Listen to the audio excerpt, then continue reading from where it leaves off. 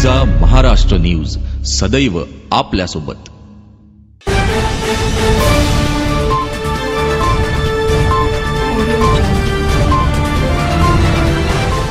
नमस्कार, मी स्मिता। गर्जा महाराष्ट्र न्यूज मध्ये आपले स्वागत आहे।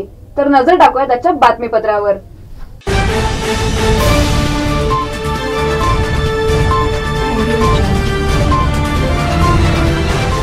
राष्ट्रीय राजकारणात मोदी नावाचं वादळ आलं आणि राजकारणातले अनेक भले मोठे दिग्गज वृक्षही उन्मळून पडले।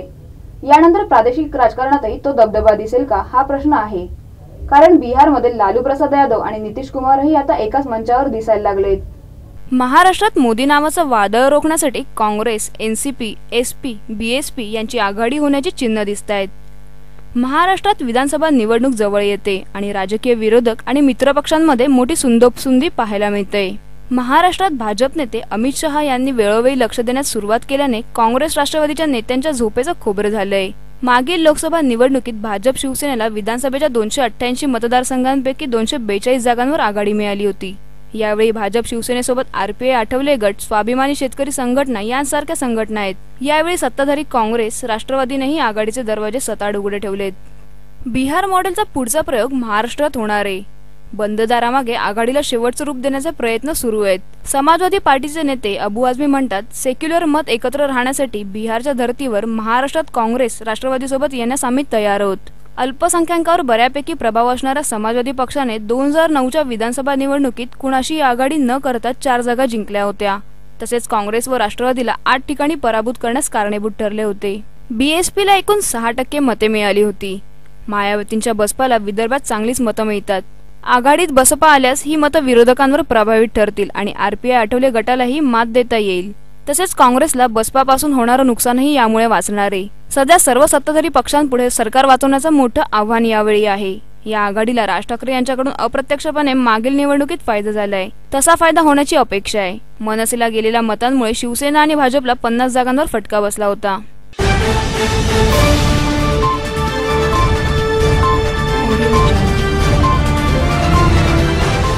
आबांपाठोपाठ अजितदादांनी भाजप नेत्यांना आव्हान दिलंय।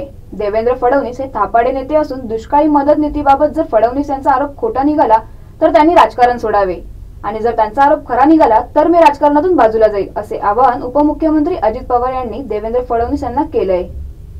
तर गृहमंत्री आर पाटील यांनी खासदार संजय पाटील यांना जाहीर आव्हान दिलंय।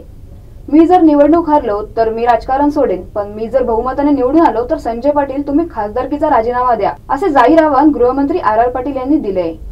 सांगलीमध्ये हे 2 नेते राष्ट्रवादी काँग्रेस निर्धार मेळाव्यात बोलत होते। शिवसेनेच्या खासदारांना कशाची मस्ती आलीये? रोजा असताना मुस्लिम बांधवाला चपाती कशी भरवता? राज आणि उद्धव ठाकरे हे राज्याचं नेतृत्व करू शकतात काय? त्यांनी कोणती संस्था काढली आहे का? आणि शिवसेनेने मुंबई महापालिकेची वाट लावली आहे। मुंबई महापालिकेत भ्रष्टाचार सुरू आहे, अशी टीका उपमुख्यमंत्री अजित पवार यांनी केली आहे। त्याच्यात शेतकऱ्यांना 2 पैसे मिळाले। आज राज्यामध्ये विधानसभेच्या निवडणुका येऊन ठेपलेल्या आहेत। काय परिस्थिती आहे? आज मनसे हे राज ठाकरेंच्या नेतृत्वाखाली पुढे येते। राज ठाकरे या राज्याचं नेतृत्व करू शकतात का? आज या सगळ्या प्रश्नाची त्यांना जाण आहे का?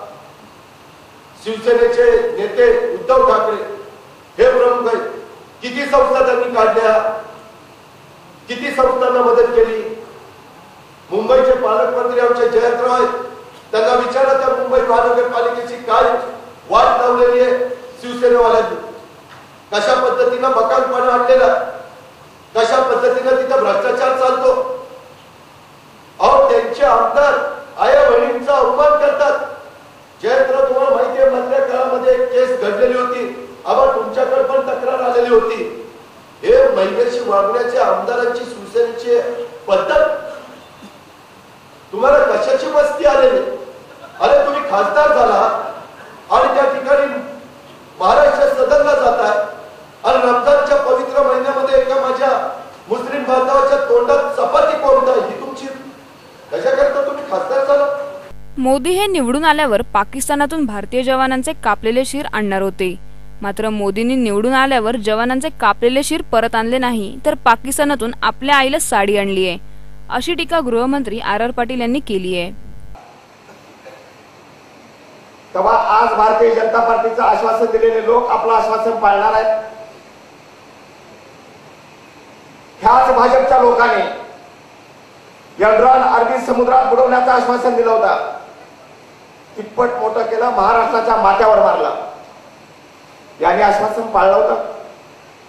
यांनी दाऊदला पकडून आणण्याचं आश्वासन दिलं होतं. याने आश्वासन पाळलं होतं. हेच नरेंद्र मोदी आपल्या सभेमध्ये येऊन म्हटले होते, आपल्या जिल्ह्यामध्ये माजी सैनिकांची संख्या खूप मोठी आहे. हम जवानों के सर वापस लाएंगे. ज्या जवानांच्या माना कापून अतिरेक्यांनी पाकिस्तानच्या नेल्या होत्या, आता आम्ही म्हणतोय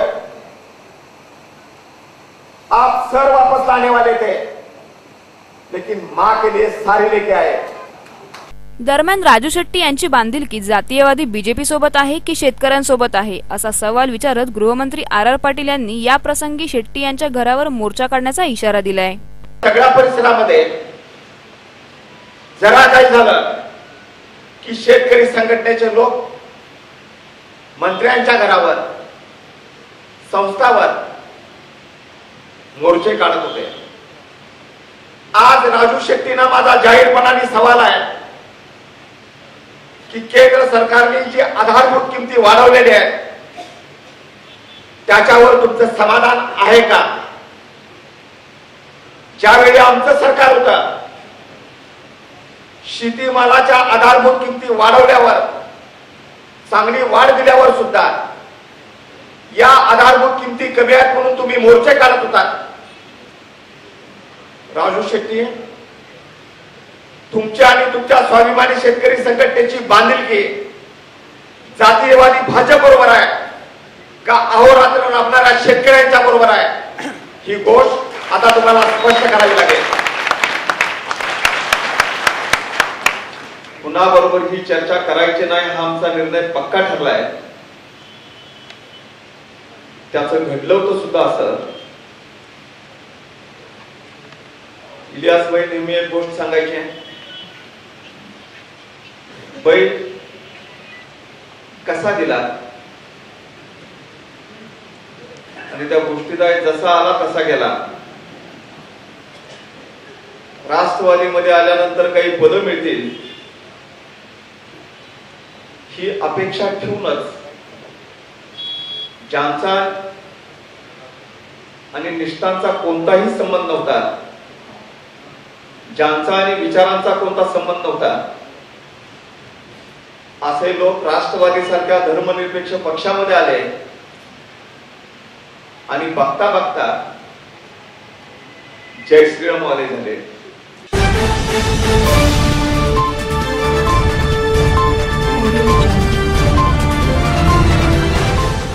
सांगली जिल्ह्यातील आटपाडी तालुक्यात भाषणादरम्यान आबा पाटलांनी शिवसेना भाजपवर जोरदार टीका केली आहे. सध्या सांगली जिल्ह्यातील राष्ट्रवादी काँग्रेस पक्षाचे अनेक नेते शिवसेना व भाजपाच्या वाटेवर आहेत. यांना आबांनी सूचक असा सल्ला दिलाय. ते म्हणतात भाजपाच्या नेत्यांना आता असं वाटू लागले की आता त्यांचीच सत्ता येणार आहे. पण तिकडे जाणारा मार्ग सोपा आहे, पण परत येण्याचा मार्ग अवघड आहे.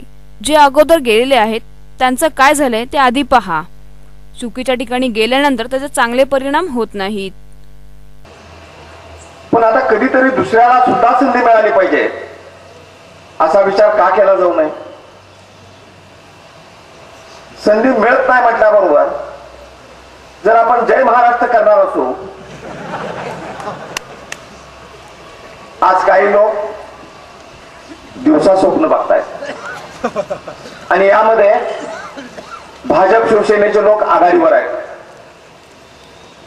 खर तर मागच्या निवडणुकीमध्ये मोदी साहेबांची एक लाट होती, ती केवळ आपल्या महाराष्ट्रामध्ये नव्हती, देशामध्ये होती. पण आता राज्यातल्या काही लोकांना असं वाटायला लागलंय की मोदींच्यामुळे आम्ही निवडून आलो नाही, आमच्यामुळेच मोदी निवडून आले आणि त्यामुळे आता राज्यामध्ये आमची सत्ता येणार अशी स्वप्न काही लोक बघतायत आणि काही लोक त्यांच्या स्वप्नातल्या मृगजळाच्या पाठीमागे धावतायत. मी त्यांना इतकंच सांगेन, आत जाण्याचा मार्ग तुम्ही बघून ठेवलाय, पण बाहेर येण्याचे मार्ग तुम्हाला माहित नाही. जे आत गेले त्यांचं काय झालं हे पहिल्यांदा बघा आणि मग कुठं माना खुपसवायच्या ते ठरवून घ्या. पण चुकीच्या ठिकाणी गेलो तर कधी चांगले परिणाम होत नाही.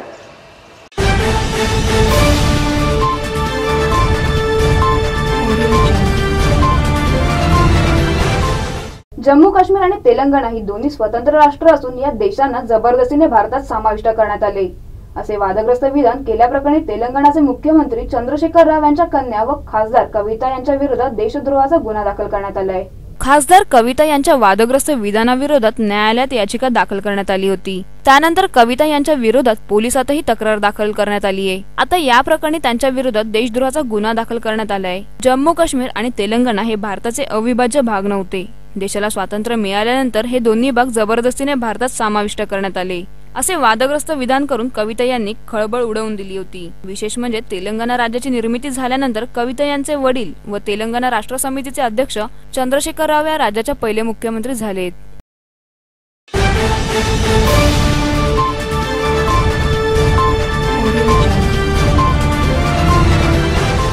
मुंबई लोकलच्या हार्बर मार्गावरील वाहतूक ठप्प झाली आहे.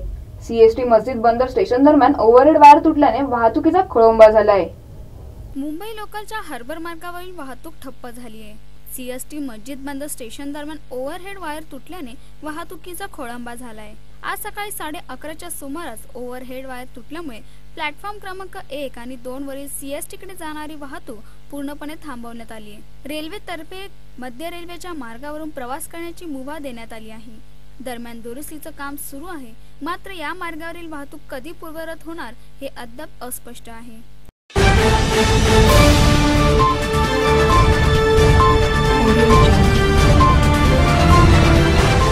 नेरूळ महानगरपालिकेच्या सामान्य रुग्णालयाच्या उद्घाटनाप्रसंगी पालकमंत्र्यांना जाब विचारणाऱ्या काँग्रेस कार्यकर्त्यांना पोलिसांकडून काल अटक करण्यात आली आहे. अपुरी व्यवस्था असताना पालकमंत्री रुग्णालयाचे उद्घाटन करतात कसे काय असे जिल्हा काँग्रेसचे अध्यक्ष दशरथ भगत यांनी विचारले असता त्यावर बाचाबाची होऊन काल काँग्रेस कार्यकर्त्यांना अटक करण्यात आली आहे. नवी मुंबई महानगरपालिकेच्या वतीने ऐरोली, नेरूळ व बेलापूर येथे नव्याने सामान्य रुग्णालय उभारण्यात आली आहेत. या रुग्णालयांमध्ये तपासण्या व चाचण्या करणारी पुरेशी उपकरणे, यांत्रिक मशीन्स, रुग्णालयीन कर्मचारी यांची भरणा नसल्याकारणाने या सर्व बाबींची पूर्तता करूनच मगच या तीनही रुग्णालये कार्यान्वित करावी असे जिल्हा काँग्रेस कमिटीने दिनांक 6 ऑगस्ट रोजी आयुक्तांना शिष्टमंडळासह पत्र देऊन सांगितले होते. त्याप्रमाणे आयुक्तांनी नुकत्याच झालेल्या स्थायी समितीच्या बैठकीत व महासभेमध्ये काँग्रेससह विरोधी पक्षातील सदस्यांना आश्वासित केले होते की या रुग्णालयांची उद्घाटने ही पूर्ण बाबींची पूर्तता करूनच येत्या 4 ते 5 महिन्याच्या कालावधीत होतील. असे असताना देखील सत्ताधारी राष्ट्रवादी पक्षाने निव्वळ श्रेय लाटण्यासाठी आज नेरूळ सेक्टर 15 येथे नव्याने उभारण्यात आलेल्या रुग्णालयातील बाह्य रुग्ण सेवा विभागाचे उद्घाटनाचा कार्यक्रम आज दिनांक 11 ऑगस्ट रोजी सकाळी 10 वाजता माननीय पालकमंत्र्यांच्या उपस्थितीत प्रशासनावर दबाव आणून आयोजित केला. यावेळी उद्घाटनासाठी आलेल्या पालकमंत्र्यांना काँग्रेस जिल्हाध्यक्ष दशरथ भगत यांच्या नेतृत्वाखाली काँग्रेसच्या कार्यकर्त्यांनी अडवून हॉस्पिटलच्या अपूर्ण अवस्थेविषयी माहिती असून देखील आपण उद्घाटन का करता याबद्दलचा जाब विचारला असता पोलिसांनी काँग्रेसचे जिल्हाध्यक्ष दशरथ भगत यांच्यासह जिल्हा काँग्रेस कमिटीचे पदाधिकारी व युवक काँग्रेसचे ठाणे लोकसभा अध्यक्ष निशांत भगत व युवा काँग्रेसच्या कार्यकर्त्यांना अटक केली आहे व उद्घाटनाचा कार्यक्रम आटोपता घेतला. पालकमंत्र्यांच्या या कृतीचा निषेध करण्यासाठी रुग्णालयाच्या उद्घाटन ठिकाणी काँग्रेसचे ज्येष्ठ नगरसेवक संतोष शेट्टी, सिडको संचालक नामदेव भगत, नगरसेविका अनिता शेट्टी, रंगनाथ औटी, अविनाश लाड, अरविंद नाईक, जिल्हा काँग्रेस कमिटीचे विठ्ठलराव यादव, निजाम अली शेख, रवींद्र सावंत, सचिन शिंदे व युवक काँग्रेसचे ऐरोली व बेलापूर विधानसभा क्षेत्रातील पदाधिकारी मोठ्या संख्येने उपस्थित होते.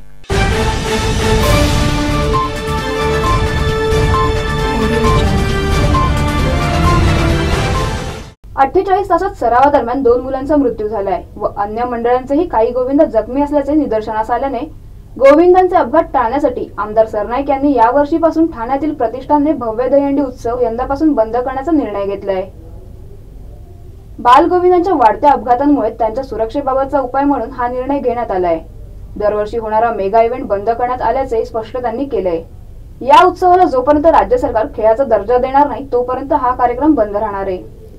गेल्या काही वर्षात मुंबईपेक्षा ठाण्यामध्ये दहीहंडीचा सण मोठ्या उत्साहात साजरा केला जातो. संस्कृती युवा प्रतिष्ठानची दहीहंडी ठाण्यातील प्रसिद्ध व प्रतिष्ठेच्या दहीहंड्यांपैकी एक मानली जाते. बक्षिसांची लयलूट करणारी ही हंडी फोडण्यासाठी राज्यभरातून अनेक मंडळे येथे हजेरी लावतात. गोपाळकाल्याच्या दिवशी मध्यरात्रीपर्यंत ही हंडी फोडण्यासाठी मंडळांमध्ये चढाओढ लागलेली असते। या स्पर्धांमुळे गोविंदांच्या सुरक्षेचा प्रश्न ऐरणीवर आलाय।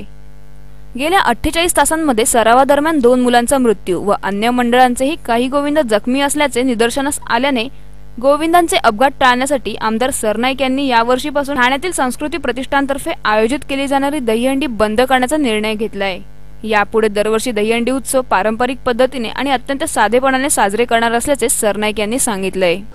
आणि ब्रोशर सुद्धा तुम्हाला मी दिले, ते ब्रोशर सुद्धा आम्ही ऑलरेडी सगळ्या मंडळांपर्यंत पोहोचवले, वाटले आणि मी चर्चा करत असताना मेसेज केलेला आहे, काही लोकांशी बोललो, आमच्या मंडळाच्या कार्यकर्त्यांशी बोललो, तेव्हा फार निगेटिव्ह प्रतिक्रिया लोकांमधून निर्माण झाली। 18 वर्षापासून हा गोकुळाष्टमीचा सण आणि इव्हेंट अनाचा वाटतंय आणि अशा परिस्थितीमध्ये आम्हाला आता इथपर्यंत पोहोचवले। या ठिकाणी आम्ही गिनीज रेकॉर्ड व्हायचे होते, ते आमच्या भारतीय मुलांच्या, आमच्या महाराष्ट्रातील मुलांच्या नावा प्रतिष्ठानच्या वर्षापासून दहीहंडीचा जो इव्हेंट होता तो आम्ही बंद करतोय आणि त्या माध्यमातून आम्ही हे वर्ष हे इव्हेंट म्हणून साजरे करणार नाही। ठाण्यात विविध पक्षांचे नेते आपापल्या संस्था संघटनांच्या माध्यमातून दहीहंडी उत्सव साजरा करतात। राष्ट्रवादी काँग्रेसचे आमदार व सध्याचे वैद्यकीय शिक्षण मंत्री जितेंद्र आव्हाड, राष्ट्रवादीचेच आमदार व गृहनिर्माण राज्यमंत्री सचिन आहिर, नुकतेच शिवसेनेत आलेले ठाण्यातील राणे समर्थक रवींद्र फाटक, शिवसेना आमदार राजन विचारे, मनसेचे आमदार राम कदम, काँग्रेसचे माजी खासदार संजय निरुपम, शिवसेना आमदार विनोद घोसाळकर अशा काही हंड्यांमध्ये टोकाची स्पर्धा असते। या स्पर्धांमुळे गोविंदांच्या सुरक्षेचा प्रश्न ऐरणीवर आलाय। तो सोडवण्यासाठी हे नेतेही प्रताप सरनाईक यांचे अनुकरण करणार का, असा प्रश्न आता उपस्थित केला जातोय। संस्कृती आहे, आमची परंपरा आहे आणि ही कुठेतरी परंपरा जपणं पण आपलं कर्तव्य आहे। हिंदू संस्कृती आहे, महाराष्ट्रीय संस्कृती आहे, ती संस्कृती जपणं आमचं कर्तव्य आहे। आमच्या तरुण पिढीचं जी सराव शिबिर आयोजित करणार आहोत आणि त्या माध्यमातून ह्या कुठल्याही प्रकारे मोठमोठे डीजेचा आवाज किंवा कुठल्याही प्रकारे मोठं व्यासपीठ सकाळी 10 वाजल्यापासून दुर्घटना घडली, त्या दुर्घटना असल्यानंतर आम्ही सेलिब्रिटींना या ठिकाणी आणतो, सेलिब्रिटींना व्यासपीठावर वगैरे नाचवणं तेही सुद्धा माझ्या बुद्धीला न पडणार आहे, त्यामुळे तेही काही करणार। हा इव्हेंट जो आहे तो साधेपणा इव्हेंट नाही म्हणणार आम्ही, आमची संस्कृती आहे साधेपणाला साजरी म्हणून मी मेडिकली ॲडॉप्ट त्या मुलीला केलेला आहे। तिच्या उपचाराचा जो काही खर्च आहे तो खर्च मी करायची तयारी दर्शवली आहे, तिच्या आई वडिलांनी ते आता मान्य केलेलं आहे। त्यामुळे करता येईल तेवढा मॅक्सिमम खर्च मेडिकली ॲडॉप्ट म्हणजे वैद्यकीय आजपर्यंत गेली 18 वर्ष आपण सगळ्यांनी सहकार्य केलं आणि त्या सहकार्यामधून आम्ही राजकीय फायदा तोटा त्याचा विचार न करता हा निर्णय घेणं गरजेचं होतं। परंतु आमची जी संस्कृती आहे, आमची जी परंपरा आहे ती कुठल्याही प्रमाणात नष्ट होऊ देणार नाही।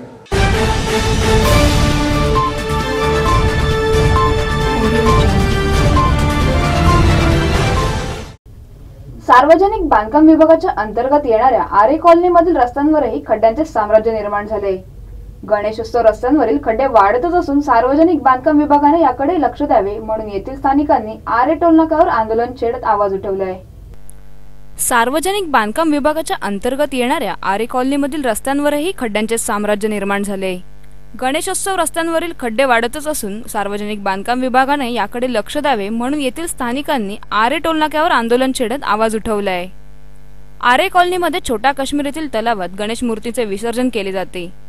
गणेशोत्सव तोंडावर येऊन ठेपला तरी अद्याप आरे कॉलनीतील रस्त्यांवर पडलेले खड्डे बुजवण्याबाबत सार्वजनिक बांधकाम विभागाने काहीच उपाययोजना केलेल्या नाहीयेत। दिनकरराव देसाई मार्ग, Adarsh Nagar, royal palm, unit क्रमांक 13 आणि 7, मयूरनगर येथील सर्वच रस्ते खड्ड्यात गेलेत। यापूर्वी तात्पुरती मलमपट्टी म्हणून येथील रस्त्यांवरील खड्ड्यांमध्ये खडी टाकण्यात आली होती, परंतु पावसामुळे ती पुन्हा उखडली आणि परिस्थिती जैसे थे झाली आहे, असे येथील रहिवासी सुनील कुमरे यांनी सांगितले। शिवाय आरे प्रशासनासह सार्वजनिक बांधकाम विभागाकडेही याबाबत तक्रारी केल्या असून या संदर्भात काहीच कार्यवाही होत नसल्याने शनिवारी आरे टोलनाक्यावर स्थानिकांनी आंदोलन केल्याचे कुमरे यांनी सांगितले।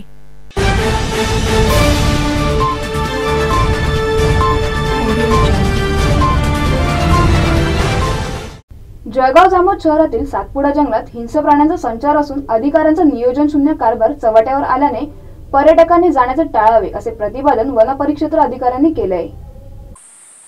बुलढाणा जिल्ह्यातील जळगाव जामोद तालुक्यामध्ये या सातपुड्याच्या पर्वतात पर्यटकांची आज भरपूर गर्दी आहे। आज रविवार नसताना सुद्धाही आज इथे गर्दी निर्माण झाली आहे की पर्यटक या सातपुड्याच्या पर्वताचा आनंद घेण्यासाठी इथं आहेत। पण इथं कोणत्याही फॉरेस्ट अधिकारी किंवा कर्मचारी इथं फॉरेस्ट दिसला नाही। इथं बाजूला चौकी आहे, त्या चौकीवर कोणीच कर्मचारी किंवा यांचा शिपाई सुद्धा या चौकीवर दिसला नाही।